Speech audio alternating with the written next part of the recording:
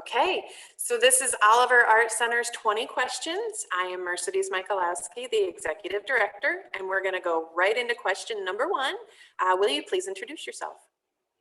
Hi, Mercedes. My name is Pam Spicer. I grew up in Plymouth, Michigan, and my family always vacationed in Frankfurt, so I absolutely love Frankfurt, where the Oliver Art Center is. But we lived in Chicago for over 30 years. My husband, my two boys, and I, and 2 years ago, Steve, my husband, and I moved to the Traverse City area. Wonderful. So Pam, what is your favorite medium? I have to say now oil paint. Absolutely oil paint. Okay, did you start off with oil paint? Oh no, I tried all the different disciplines. In terms of painting, I started with acrylics, and my mom was an oil painter, and my great aunt painted with oil, so I was just fascinated by all the paint, all the different kinds of paint. But about 12 years ago, I started painting with oil and never looked back. Wonderful. Yeah. When did your interest in art begin? You know, I think like many artists, as long as I can remember, I've been visually oriented almost to like a fault. To remember something, I have to look at it. You know, I'm incredibly visually oriented and always been creative. I'm a creative thinker and also love making all things creative. Okay. Who and what inspires you? Right now, I just have to say the landscape, which is one of the reasons why we moved here. It's constantly changing. It constantly calls to me, mostly the light in the landscape and the shapes, the forms. In terms of painters, I'm a huge fan of the Group of Seven from Canada. And I also love Richard Diebenkorn, Henri Matisse, and David Hockney are some of my favorites. Wonderful. Yeah. So this is kind of one of our fun questions, and it's from Brian, our Associate Director. Mm-hmm. So if your artwork were to be classified as a musical genre, what genre would it be? I would say orchestral, because I can kind of feel the heavy brass kind of anchoring it, and then also the woodwinds and maybe a flute or a piccolo coming in. So orchestral. That's awesome. That's a really good answer. Ah. Could you give us a quick, just verbal snapshot of your current work? I think my current work it's been described as vibrant, and I would agree with that. Expressive. I layer the paint, so that gives it an expressive quality, but it's also somewhat peaceful. I've heard people say, oh, your work is so calming, but I think it's a combination, and it's that combination that makes it more successful. Some of my pieces more successful than others. Mm-hmm. So with this next question, you know, I had heard that you only use a certain number of colors in your works. Is that kind of accurate or no? You know, it's interesting. I would take out the word only. Okay. I use a warm blue, a cool blue, a warm yellow, a cool yellow, warm red, and a cool red, plus Prussian and white. Okay. And from those colors, you can make any color. Okay. So with those colors, I have everything at my fingertips. Okay. Okay. So that makes sense. So if you could only use shades and tones of one of those colors, Mm-hmm. for the next 3 years, what color would it be? So for 3 years, that's different than my 4-year plan. No. We can go with 4. No, I think I just have to say blue. I mean, it's kind of a funny question, and I don't really know why blue, other than I like it better than some of the other colors, because I look better in blue. You know, you got to go with what you look good in. Well, sure. Absolutely. Yes. Absolutely. So what is your favorite tool in your art toolkit? My favorite tool is my long handle brights, my paintbrushes. They're squared off, and Okay. I use the synthetic ones. I love them. Okay. Okay. So then what's your least favorite? I've already gotten rid of my least favorite. I had bought myself a set of water-based oils, I couldn't figure out why I was globbing paint on canvas and it just looked, I just couldn't work with them. So I gave them away or tossed them. I'm not sure. Okay, interesting. Yeah. So what is the best piece of advice you've been given? For the best piece of advice I've been given is let the painting tell you what it wants to be. And at first I took that in from my teacher, Nina Weiss, and then I totally got it because sometimes I can't figure out why I start on a landscape and then I start on a still life and they're like, looks like two different people did them. And then I realized, well, wait a minute, this one wants to be quiet and this one wants to be filled with pattern. So let the painting tell you. Okay. So kind of an aside question, do you work on more than one painting at a time, or are you I like, always do. you always do? So I have how many do you have going at one time? I have about 4 going right now. Sometimes I literally paint 2 side by side. Really? Yeah, because I work so quickly that oil paint takes a while to dry. Okay. If I don't paint more than one at once, I get frustrated and I start painting into the wet oil, and that's not a good idea. Okay. Okay. So do you prefer to work solo or in collaboration with others? You know, I guess that answer would be solo because I absolutely love painting in my art studio. However, I love the combo because I'm learning to be a plein air painter, and painting with friends on a beautiful day in a beautiful setting. I mean, it just doesn't get better than that. So the combination. Okay. Okay. So this is another one of our fun ones. Which famous artist would make a good president of the United States? Well, you may think I'm avoiding giving you an answer, but again, it's a combination. I thought about that one, and I think Rube Goldberg's cleverness combined with the boldness of Picasso and the stick-to-itness of Monet, the way he painted haystacks over and over.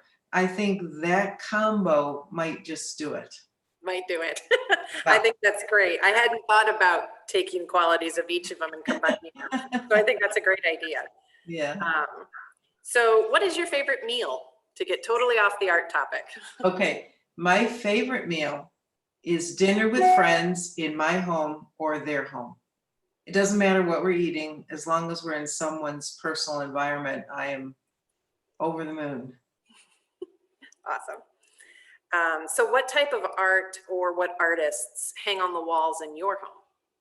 You know, I love seeing people's personal art collections. It tells me a lot about a person. And I have a very personal, varied art collection. I have a Howard Finster, a folk artist, angel. It's cut out angel.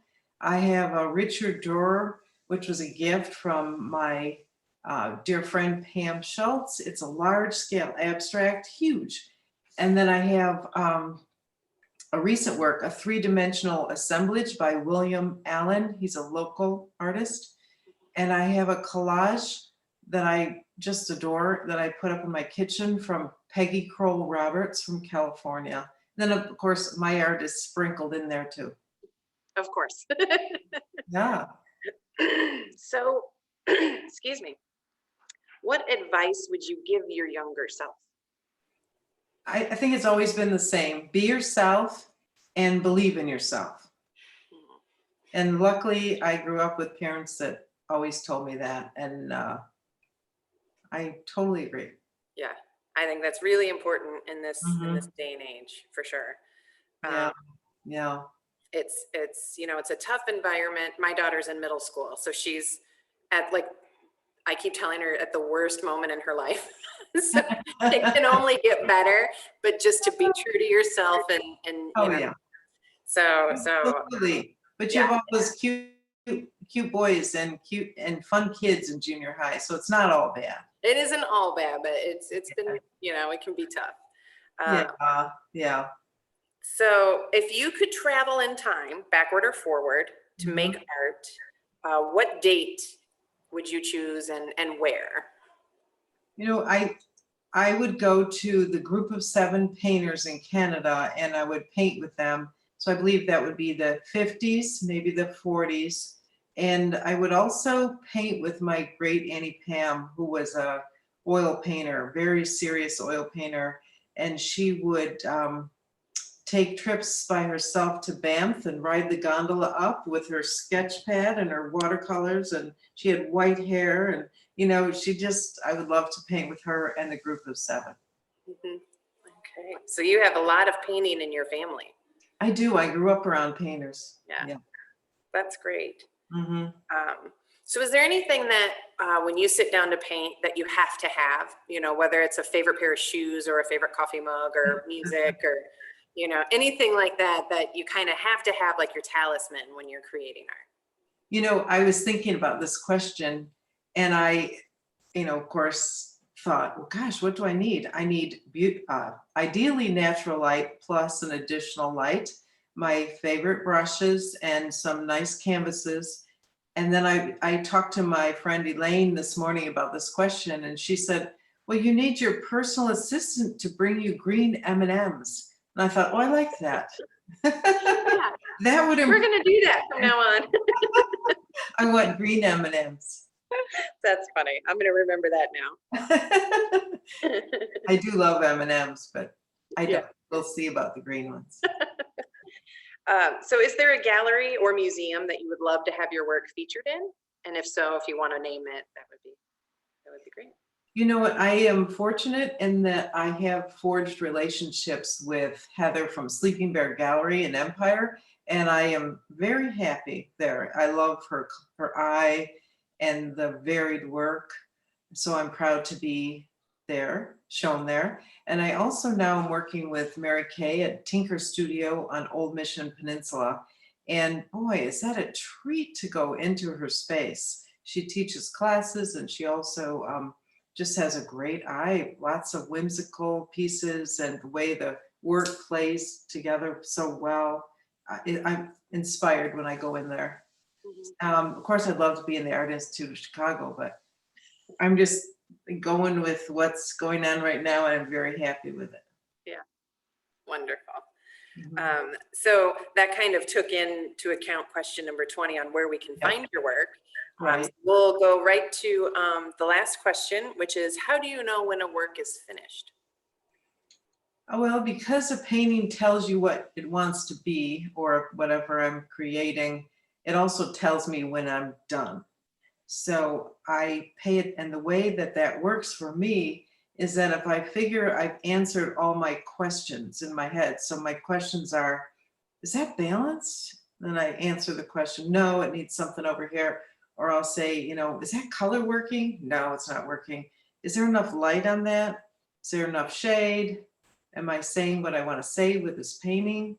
Then I know it's done. If I've answered my questions, that works for me. Okay. And so then how long does a painting typically take? I mean, because it is oil, so you've got drying time, but Right. I can spend 3 months on a painting. I can spend in an oil painting, it takes me, you know, at least 20 hours. I'm not sure. It takes me a while. Plein air, I can do in an afternoon. I can do 2 in an afternoon. okay. Even oils, because they wouldn't be dry. I use acrylic. Oh, okay, for plein air. Okay. I do. Yeah. And I love painting with acrylic and plein air. And you know, when oil, I'm trying to think, it depends on the size of the painting because I started doing these little birds, 6 by 6, and I can do 3 birds, maybe. Again, I work on them simultaneously. So it's really hard to say. I might spend 2 hours on each of them 3 different times. So 6 hours of painting, something like that, or 5. Okay. Just do a little bit on them each time.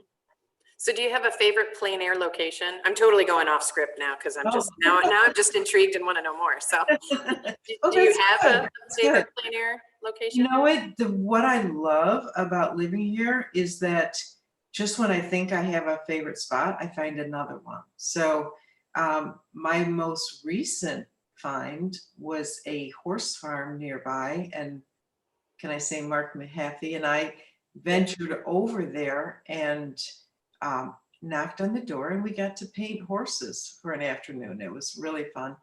I like I just like the countryside, not not any place in particular. If the light is working and the forms are there, I think I'd prefer to paint the landscape rather than a building, but once in a while I'll put a piece of architecture in the side or something.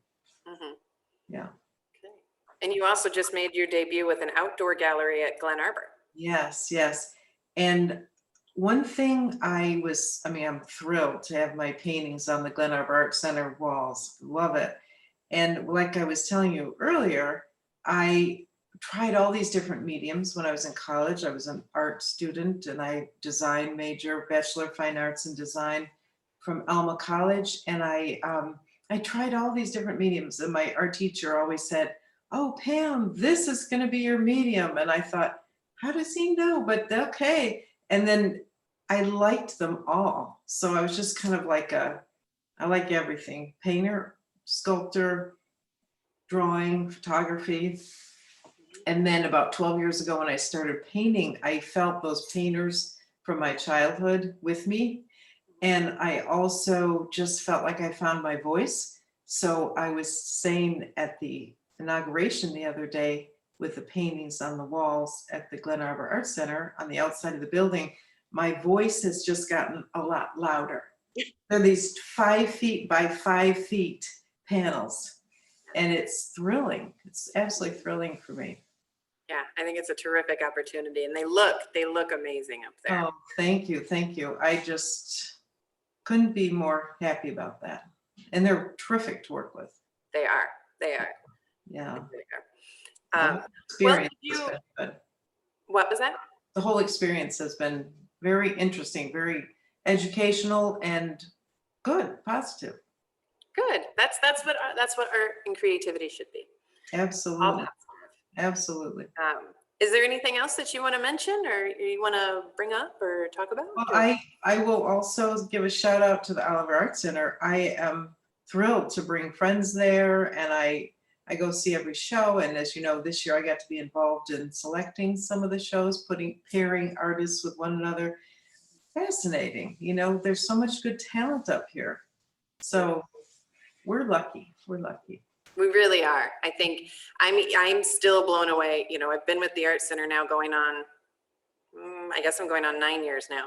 And I am constantly amazed at the creativity and the talent in the region. You know, there'll be another artist that comes to a member show or an open call show and I'll go, gosh, I don't know that person's name. Like, oh my goodness, it's another one. Like, you know, we get so excited. So, and you know, we're really proud to have you on our board too, Pam. So we appreciate your support and your volunteering with us. And I thank you for doing this with me today. Thank you.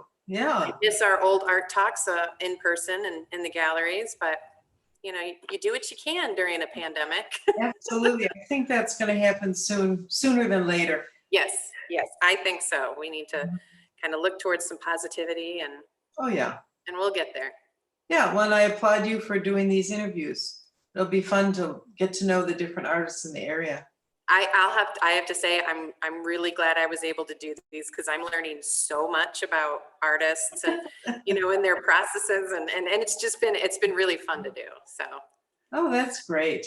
Wonderful. so thank you again, Pam. Absolutely. Thank you. And we will see you soon. Okay. Thanks a lot.